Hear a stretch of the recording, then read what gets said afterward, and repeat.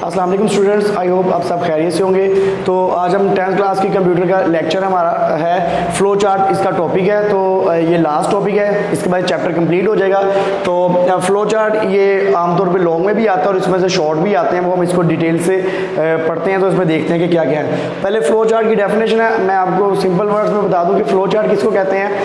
Flow chart हमारे पास होता है प्रोग्राम को, एल्गोरिथम को तस्वीरों की शक्ल में जो इसके स्टैंडर्ड सिंबल्स हैं उसकी मदद से शो करना हमारे पास क्या कहलाता है, फ्लो चार्ट कहलाता है। तो उसकी डेफिनेशन देख लेते हैं। Flow chart is the pictorial representation.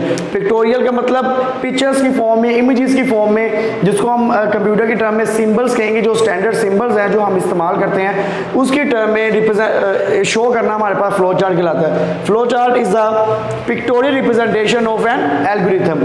Algorithm को हमने पढ़ा था कि एल्गोरिथम क्या होता है, जो हमने फाइनाइट स्टेप्स लिखे होते हैं उसको हम फिर क्या करते हैं, फ्लो चार्ट की मदद से, सिंबल्स की मदद से हम क्या करते हैं, उसको पेपर के ऊपर लिखते हैं। उसके अंदर हम सारी चीज़ों को चेक करते हैं कि आया इनपुट सही आ रही है, उसके ऊपर प्रोसेस सही हो रहा है, और फिर हमारे पास जो आउटपुट आ रही है वो ठीक आ रही है या नहीं आ रही। तो हम फ्लो चार्ट की मदद से ये काम भी कर सकते हैं। तो ये हमारे पास एल्गोरिथम को हम क्या करते हैं, सिंबल्स की फॉर्म में जो अपने स्टेप्स लिखे होते हैं, पहले जो हमने काम करना है अपने प्रोग्राम में, अपने प्रोजेक्ट के ऊपर, वो हमने सारे स्टेप लिख के फिर हम क्या करते हैं, उसको सिंबल्स की फॉर्म में शो करते हैं। It is a way of visually होता है नजर आना, इमेजेस नजर आना, इसको visual representation the flow of data, the operations perform within the system and sequence in which they are perform. और किस सीक्वेंस के साथ होंगे और क्या क्या फ्लो ऑफ डाटा, कि डाटा का फ्लो हमारे पास क्या होगा, हमने पहले कौन सा काम करना है, कौन सा काम दूसरे नंबर पे करना है, कौन सा काम तीसरे नंबर पे करना है, ये सारा फ्लो ऑफ डाटा भी हम इसके अंदर सीक्वेंस से लिखते हैं। और जो हमने फंक्शंस परफॉर्म करने होते हैं, जो ऑपरेशंस परफॉर्म करने होते हैं, वो भी हम इसमें स्टेप बाय स्टेप लेके चलते हैं। ये क्या होता है, just like a plan of a building. जैसे एक बिल्डिंग का पहले अगर आपने घर बनाना है, बिल्डिंग बनानी है, तो हम सबसे पहले उसका नक्शा बनाते हैं। नक्शा बनाने के बाद हमारे पास क्या होता है, हम जो मजदूर होते हैं, जो इंजीनियर्स होते हैं, वो उनको बताते हैं मजदूरों को कि आपने सबसे पहले ये चीज़ बनानी है, ये घर, ये कमरा बनाना है, ये फ्लोर बनाना है, इस तरह करना है, बेसमेंट बनानी है, वट जो भी वो सारा उनका प्रोसीजर होता है। तो ये होता है just like a plan of a building. क्या आपने एक बिल्डिंग बनानी है तो सबसे पहले उसका फॉर एग्जाम्पल बेस बनेगी, नीचे वाला फ्लोर बनेगा, फिर उसके बाद first floor, second floor and इस तरह सो ऑन एक बिल्डिंग का काम होता है। तो इसी तरह हमारे पास फ्लो चार्ट है कि जो हमने algorithm step by step limited steps के अंदर हमने एल्गोरिथम लिख लिया होता है अपना, जो काम हमने करना है, like just like a to do list. जो जो काम हमने प्रोजेक्ट में करना है, प्रोग्राम में हमने करना है, वो हमने एल्गोरिथम में लिख लिया होता है। फिर हम क्या करते हैं, फ्लो चार्ट की मदद उसको सिंबल्स की मदद से क्या करते हैं, शो करते हैं, ताकि उसको समझना और आसान हो जाए। तो अब हमारे पास ये कुछ सिंबल्स हैं, ये हमारे पास स्टैंडर्ड सिंबल्स हैं, ये हर जगह यही इस्तेमाल होते हैं।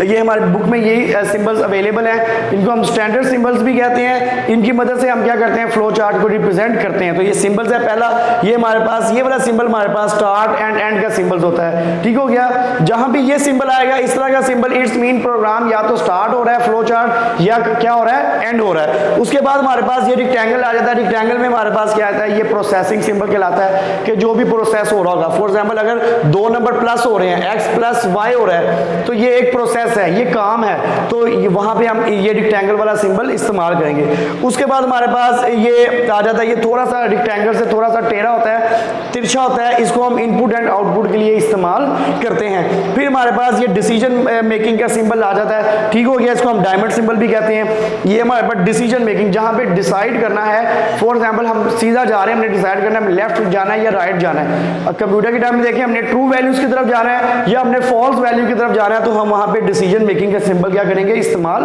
करते हैं। फिर उसके बाद हमारे पास कनेक्टर आया था। कनेक्टर क्या होता है, ये पेज को कनेक्ट करने के लिए, एक फ्लो चार्ट को दूसरे से कनेक्ट करने के लिए, नॉर्मली ये पेज को कनेक्ट करने के लिए क्या होता है, इस्तेमाल होता है। फिर उसके बाद हमारे पास ओ पेज एंड ऑन पेज, ये भी पेज को आपस में कनेक्ट करने के लिए हम इसको क्या करते हैं, इस्तेमाल करते हैं। फिर हमारे पास फ्लो लाइंस आ जाती है।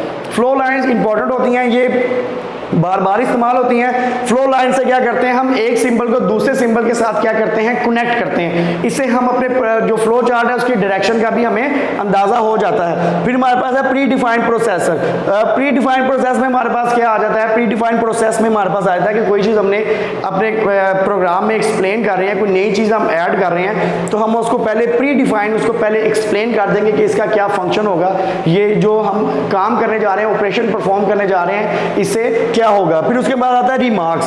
हम अपने प्रोग्राम में रिमार्क्स लाजमी देते हैं ताकि अगर कोई दूसरा प्रोग्रामर देखे उसने इसके अंदर कोई चेंज करना है, कोई मॉडिफाई करना है, तो साथ जहां पे उसने मॉडिफाई करना है, जो चेंज करना है, वो उसके सामने रिमार्क्स पढ़ सकता है कि रिमार्क्स में हम एक्सप्लेन करते हैं कि हमने यहाँ पे कौन से सिंबल्स या कौन से फॉर एग्जाम्पल हमने वेरिएबल इस्तेमाल किए हैं, उसके ऊपर क्या फंक्शन परफॉर्म हो रहा है, तो हम रिमार्क्स में लिखते हैं। जिसमें फॉर एग्जाम्पल इसकी एग्जाम्पल है कि आप मैच देख रहे हो, क्रिकेट का मैच है, वहाँ पे कमेंट्री हो रही होती है कि प्लेयर ने ये शॉट खेली है, 4 हो गया, 6 हो गया रन, तो ये सारा कमेंट्री साथ साथ चल रही होती है। रिमार्क्स भी प्रोग्राम के साथ साथ हम चलाते हैं ताकि पता लगता रहे कि इस प्रोग्राम में हमने क्या क्या काम किए हैं, ताकि कोई और देखे तो उसको समझने में आसानी हो कि इसने क्या क्या फंक्शन परफॉर्म किए हैं इन द फ्लो चार्ट। उसके बाद हमारे पास है guidelines of a drawing for drawing a flow chart, कि फ्लो चार्ट को किस तरह से ड्रॉ करना है, उसके कुछ गाइडलाइंस है वो हम डिस्कस करते हैं वन बाय वन। फर्स्ट हमारे पास है all necessary requirements should be listed in a logical order, यानी वो कह रहा है कि जो जो काम आपने करना है आप उसको पहले लॉजिकल ऑर्डर में एक तरतीब के साथ, लॉजिकल का मतलब है कि जिस सीक्वेंस के साथ आप उसको फ्लो चार्ट में एंटर करना चाहते हैं उसी सीक्वेंस से पहले आप उसको लिख लें जो जो चीज़ें हमें रिक्वायर्ड है, देन पेपर के ऊपर, देन हम क्या करेंगे, फ्लो चार्ट को बनाना स्टार्ट करेंगे। फिर हमारे पास आ जाता है the flow chart should be clear, neat, ये हमारे पास क्या होना चाहिए, एंड इजी टू अंडरस्टैंड, ये हमारे पास क्या होना चाहिए, क्लियर होना चाहिए, साफ सुथरा होना चाहिए, नीट एंड क्लीन होना चाहिए और इजी टू अंडरस्टैंड, हम ताकि कोई भी इसको देखे तो आसानी से समझ आए कि इसमें आप क्या काम कर रहे हैं। मुझे यहाँ पे एक छोटी सी एग्जांपल याद आ गई, जिस तरह हम चार्ट देखते हैं, जो क्लासरूम में हम चार्ट लगाते हैं, जो बाजार से अगर हम परचेज करते हैं तो बायो के कुछ चार्ट होते हैं, उसमें जो मेंढक होता है उसकी सारी डायग्राम बनी होती है, उसके इंटरनल का स्ट्रक्चर, ये भी फ्लो चार्ट भी उसी से कुछ मिलता जुलती चीज़ें होती हैं कि जो काम आपने प्रोग्राम के अंदर करने हैं उसको हम तस्वीर की शक्ल में शो करते हैं। तो उसी तरह फॉर एग्जाम्पल जो मेंढक की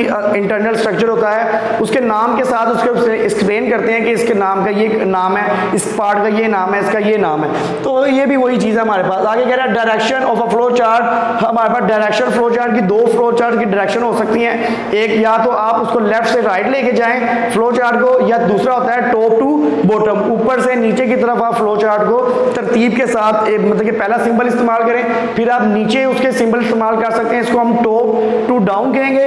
और अगर आप लेफ्ट से राइट जा रहे हैं तो पहले लेफ्ट पे आएगा एक सिंबल, फिर उसके बाद राइट साइड पे एक सिंबल, फिर राइट साइड पे एक सिंबल, इस तरह भी हम फ्लो चार्ट को अपने चला सकते हैं। फिर वो कह रहा है कि only one flow line should be come out from a process symbol, के जो हमारा प्रोसेसिंग सिंबल है उससे सिर्फ एक लाइन बाहर आएगी, यानी कि वन लाइन जो होगी वो बाहर निकलेगी, अगले सिंबल्स के साथ मैच होने के लिए एक से ज्यादा लाइंस नहीं आएंगी, क्योंकि प्रोसेस होने के बाद हमारे पास डायरेक्ट रिजल्ट आता है। तो अगर रिजल्ट को हम ज़्यादा ब्रांचेस में ले जाएंगे तो वो समझना मुश्किल हो जाएगा, तो इसलिए वो कहता है प्रोसेसिंग जो सिंबल है उसमें से सिर्फ वन लाइन आएगी, इससे ज़्यादा फ्लो लाइन नहीं आएगी।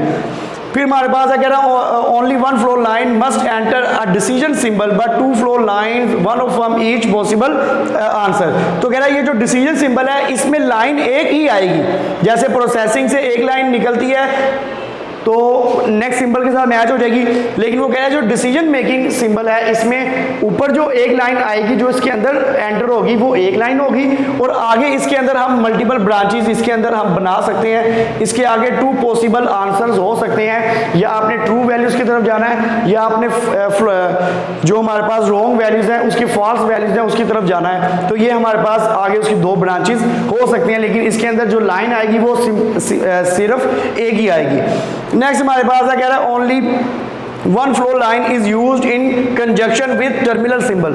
टर्मिनल सिंबल्स में वो कह रहा है कि जितने भी सिंबल्स हैं वो सब एक एक लाइन के साथ आपस में कनेक्ट होंगे, हम एक से ज़्यादा लाइंस के साथ किसी सिंबल्स को कनेक्ट नहीं करेंगे, तो हम अगर करेंगे तो हमारा फ्लो चार्ट क्या हो जाएगा, गलत हो जाएगा। तो हम क्या करेंगे, जब भी हम सिंबल्स को इस्तेमाल करेंगे तो एक एक फ्लो लाइन्स को क्या करेंगे, इस्तेमाल करेंगे।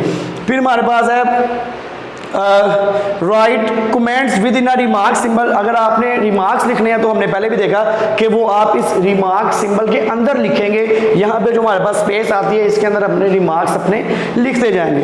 फिर हमारे पास है flow chart become complex use connector. अगर वो कॉम्प्लेक्स यानी कि बहुत लेंथी हो गया है, काफ़ी लंबा हमारा फ्लो चार्ट चला गया, तो हम फिर क्या करेंगे, कनेक्टर को इस्तेमाल करेंगे। एक फ्लो चार्ट को सिंबल्स को दूसरे सिंबल्स के साथ भी क्या करेंगे, इस्तेमाल कर सकते हैं। हम कनेक्टर को जिस तरह हम फ्लो लाइंस इस्तेमाल करते हैं उसी तरह हम कनेक्टर भी इस्तेमाल कर सकते हैं सिंबल्स को आपस में कनेक्ट करने के लिए। अब ये हमारे पे डिपेंड करता है। नॉर्मली हम फ्लो लाइंस इस्तेमाल करते हैं सिंबल्स को आपस में मैच करने के लिए, तो लेकिन हम कनेक्टर भी क्या कर सकते हैं, इस्तेमाल कर सकते हैं। इसकी मैं आपको छोटी सी एग्जांपल देता जाऊं कि अगर हमने ये एक सिंबल स्टार्ट और एंड वाला सिंबल ये है, फिर मैं इससे से एक लाइन यहाँ ऐसे निकलेगी, ठीक हो गया। फिर उसके बाद आगे एक प्रोसेस होगा, ये लाइन फिर निकलेगी, फिर हमारे पास क्या आ जाएगा, प्रोग्राम हमारा एंड हो जाएगा। फॉर एग्जाम्पल ये स्टार्ट वाला सिंबल है और ये हम प्रोसेस कर रहे हैं। प्रोसेस करने के बाद हमने क्या कर दिया, प्रोग्राम एंड कर दिया। तो ये जो लाइंस असल में मैं आपको दिखाना चाह रहा हूँ, ये जो लाइंस हैं ये आपस में इस तरह से कनेक्ट होती हैं। हम यहाँ पे फ्लो लाइंस भी इस्तेमाल कर सकते हैं या चाहें तो हम कनेक्टर भी इस्तेमाल कर सकते हैं। इस तरह से वो आपस में सिंबल्स को क्या कर देगा, आपस में कनेक्ट कर देगा। नेक्स्ट हमारे पास है कि फ्लो चार्ट बिकम कॉम्प्लेक्स। ये हो गया, it is use to test validity of flow chart. ये हम इसको टेस्ट कर सकते हैं, फ्लो चार्ट का जो डाटा हमने एंटर कर रहे हैं क्या वो अपने सीक्वेंस से काम कर रहा है या नहीं कर रहा है। ये हमारा एक टॉपिक हो गया। नेक्स्ट हमारे पास है इसी के advantage of flow chart. Advantages of flow chart में हमारे पास क्या आ जाएगा कि इस फ्लो चार्ट के क्या फायदे हैं। तो हम देखते हैं कि हमारे पास ये चार इसके पॉइंट्स यहाँ पे इन्होंने डिस्कस किए हैं। हम वन बाय वन इसको डिस्कस करते हैं।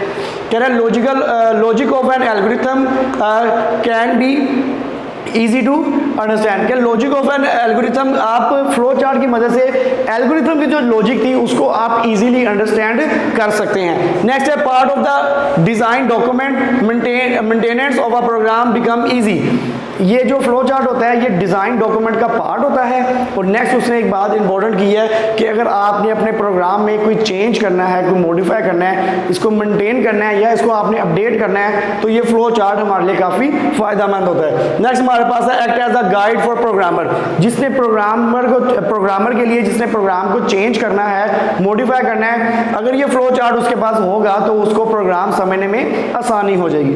फिर है the flow chart help in debugging process. Debugging process हमने लास्ट टाइम पढ़ा था। डिबगिंग प्रोसेस हमारे पास क्या होता है, debugging process to finding and removing the error in the program. Program में से एरर को फाइंड आउट करना और रिमूव करना, ये हमारे पास डिबगिंग कहलाता है। तो कह रहे हैं फ्लो चार्ट की मदद से भी हम ये काम कर सकते हैं। अगर कोई एरर आ रहा है तो फ्लो चार्ट की मदद से हम उसको पकड़ भी सकते हैं और उसको रिमूव भी कर सकते हैं।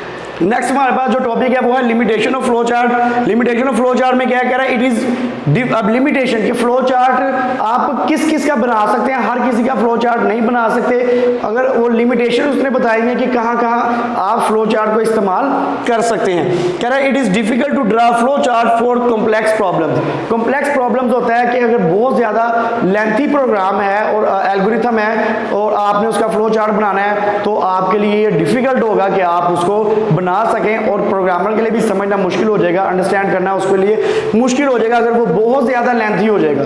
ठीक हो गया। नेक्स्ट उसने बताया कि if alteration are required. Alteration कहते हैं चेंज करना। कह रहा है कि अगर आप फ्लो चार्ट में कुछ चेंज करना चाहते हैं, the flow chart is to be redraw, कि आपको फिर अपना पूरा का पूरा फ्लो चार्ट क्या है वो दोबारा से बनाना पड़ेगा। तो ये आज का हमारा टॉपिक था। ये फ्लो चार्ट का हमारा पूरा टॉपिक है। इसमें हमारे पास फ्लो चार्ट की डेफिनेशन, उसके सिंबल्स हैं, उसकी guidelines for drawing a flow chart, ये गाइडलाइंस हैं, और नेक्स्ट हमारे पास एडवांटेजेस एंड लिमिटेशंस हैं। ठीक हो गया। तो आई होप कि आप सबको ये समझ आ गई होगी। Thank you so much.